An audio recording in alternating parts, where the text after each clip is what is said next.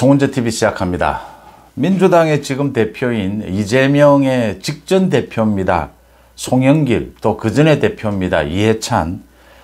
이해찬과 송영길에 대한 검찰 수사에서 새로운 내용들이 계속 드러나고 있습니다. 이 이해찬이 쌍방울로부터 직접적으로 7억 원에 가까운 돈을 받았다라고 하는 사실도 드러났고, 송영길에 대해서도 돈 봉투, 송영길이 당대표로 될 당시에 돈 봉투를 뿌렸는데 그 돈 봉투를 뿌린 윤관석, 이승만 현역 의원입니다. 민주당에서 탈당을 했습니다. 이 윤관석, 이승만에 대해서는 오는 12일 체포동의안이 국회에 넘어와 있어서 표결을 합니다. 이제 돈 봉투를 받은 사람들, 이 부분을 검찰이 확인하기 위해서 국회를 압수수색을 했습니다. 국회 출입 기록을 모두 확인을 했습니다. 많게는 30명까지 이야기가 나오고 있습니다. 지금까지는 현역 의원 10여 명이었는데 돈 봉투가 만들어진 것은 20개 정도였다. 그런데 당시에 송영길의 캠프에 현역 의원 30명 정도가 있었다. 이 30명까지 확인이 되느냐? 그러니까 지금 윤관석과 이승만을 통하지 않은 다른 돈 봉투가 뿌려졌을 가능성도 매우 높다. 이것도 이정근의 녹취록에 나오는 대목입니다. 그러니까 송영길이 직접 뿌렸거나 또는 다른 루트로 돈을 뿌린 것, 이까지 지금 수사가 확대가 됐습니다. 이해찬이 쌍방울로부터 돈을 받았다. 송영길이 돈 봉투를 여러 루트를 통해서 뿌렸다. 이 이해찬과 송영길 자체 이 범죄 혐의도 심각하지만 중요한 것은 이재명과는 어떻게 연결이 되느냐라는 부분입니다. 이해찬은 쌍방울 대북 송금 이 부분으로 이재명과 연결이 되어 있고, 정치적으로도 이재명 당대표, 이재명 대선 후보에 사실은 이해찬이 좌장 노릇을 했다. 최고의 후원자였다. 이런 부분입니다. 송영길도 이재명과 연결이 어떻게 되어 있느냐. 송영길이 당대표로 될 당시에 이재명이 많이 도왔고, 지금 이재명의 소위 가까운 측근들, 친명 의원들이 이 송영길의 돈 봉투를 받은 그 의혹을 받고 있습니다. 이때부터 결탁이 되어 있었고, 송영길이 그 다음에 이재명 대선 후보, 이재명 당대표를 송영길도 도왔다. 이해찬과 송영길, 이재명으로 이어지는 이 정치적 커넥션, 이 부분에 대해서 검찰 수사, 새로운 내용들이 계속 드러나고 있다고 하는 것입니다. 먼저 쌍방울 그룹에서 김성태 전 회장이 입을 열었다. 이 부분입니다. 이해찬과 관계되는 것, 이 쌍방울을 중심으로 해서 쌍방울이 대북 사업을 하고 싶었고, 거기에 경기도를 끌어들여야 했고, 경기도를 끌어들이면서 이화영, 그러니까 이해찬의 최측근입니다. 이화영은 지금 김성태로부터 5억여 원입니다. 1억 원의 현금, 4억 원의 법인카드를 받은 혐의로 지금 구속이 되어 있습니다. 이 이화영을 연결고리로 해서 이해찬에게 접근을 했고, 이해찬이 전체적인 큰 그림을 그렸다. 경기도의 이재명, 그 다음 쌍방울. 쌍방울은 대북 사업을 하고 싶었고, 이재명은 평양을 방문하고 싶었다. 이 부분을 모두 조율을 한 것이다. 지금 검찰의 큰 그림은 이렇게 되어 있습니다. 여기에서 얼마 전에 지금 이해찬이 당대표를 그만두고 난 다음에 이해찬이 맡았던 것이 동북아 평화경제협회입니다. 이게 여의도에 사무실이 있는데, 이 동북아 평화경제협회라는 이름으로 쌍방울 중국 공장도 이해찬이 직접 방문을 했다. 물론 그 비용은 쌍방울에서 됐습니다. 모두 다. 또 새로운 것이 드러났다. 지금 수원지검입니다. 쌍방울의 전 회장인 김성태가 분 것이 뭐냐. 그러니까 이화영이 와서 김성태에게 이 이해찬이 당대표를 그만두고 나면 매달 사무실 운영비나 이런 것들이 필요하다. 월 3천만 원씩 용돈이 필요하다. 그래서 2년 동안 매달 김성태가 이해찬의 용돈조로 이 사무실 운영비 조로 동북아 평화경제협회 이 사무실입니다. 그래서 매달 3천만 원씩 2년 동안 줬다. 이게 7억 원이 넘습니다. 7억 2천만 원 정도가 됩니다. 이걸 이화영을 통해서 줬다. 이화영이 먼저 요구를 했다라고 하는 겁니다. 이 진술이 나왔다라는 것이 지금 각 언론에 보도가 됐습니다. 검찰에서 밝힌 부분입니다. 이것 이외에도 이게 흔히 정치인들이 쓰는 수법입니다.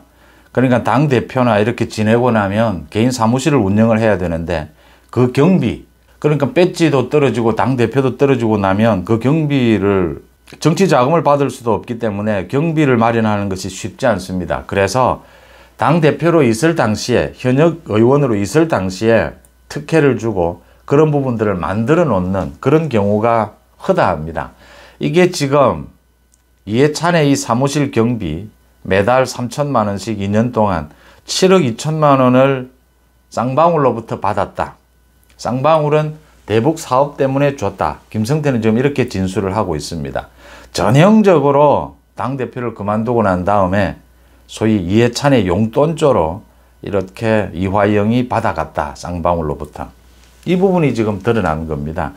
이게 어느 범죄에 걸리느냐, 이게 지금 문제가 되는데, 이해찬이 쌍방울의 대북 사업, 이재명의 북한 방문, 이 전체를 이해찬이 조율을 했고, 이 부분의 대가로 쌍방울이 이해찬에게 잘 보이기 위해서, 쌍방울이 대북 사업 잘해 나가려면 이해찬에게 잘 보여야 된다.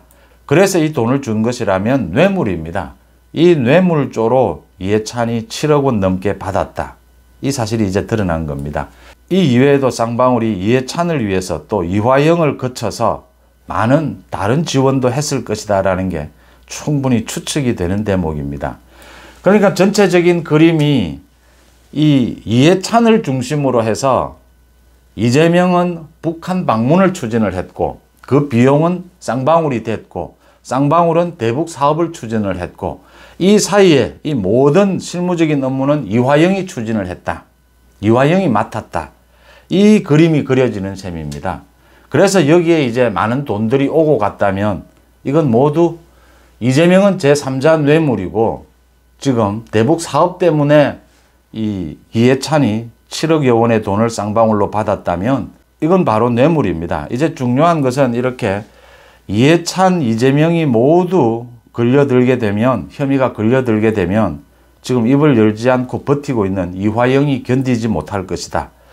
지금 이 7억 원이 넘는 돈이 쌍방울이 이해찬을 주라고 이화영을 줬는데 매달 3천만 원씩 배달 사고가 나지 않고 모두 이해찬에게 전달이 됐느냐.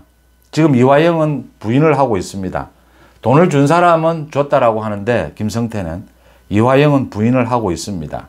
이 부분을 검찰이 파고들고 있다.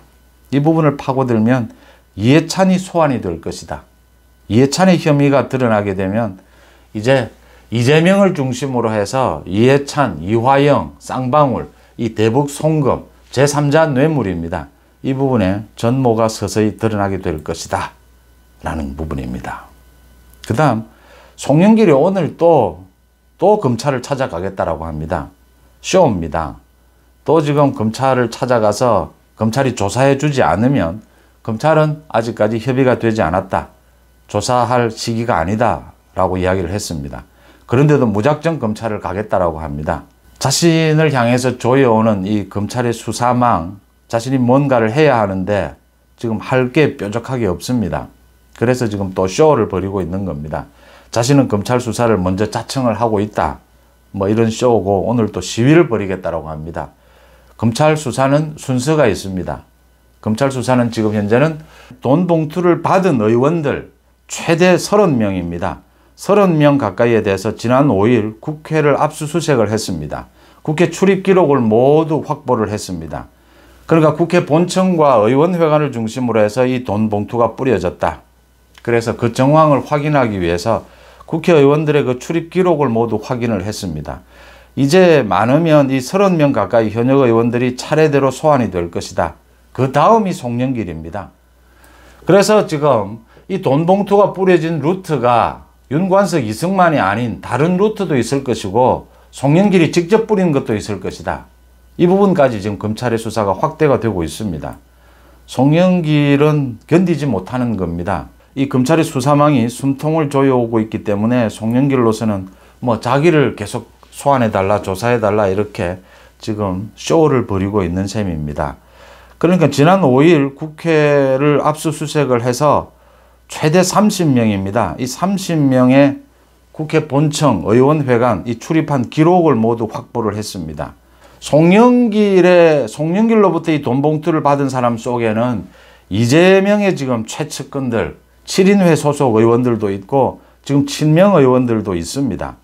그래서 이 송영길이 돈 봉투를 뿌린 것, 이 자체도 돈 봉투 게이트 심각한 문제지만 송영길과 이재명의 정치적 커넥션입니다. 그동안 송영길이 당대표가 될 때, 이해찬에 이어서 당대표가 될 때 이재명이 송영길을 도왔고, 또 그 다음 송영길이 당대표가 돼서 이재명이 대선 후보가 되는 것을 돕고, 대선에서 떨어지자 이재명에게 자신의 지역구를 물려주고, 그 다음 이재명이 당대표가 되는 것을 또 돕고, 이런 식으로 정치적인 커넥션이 엮어져 있었다.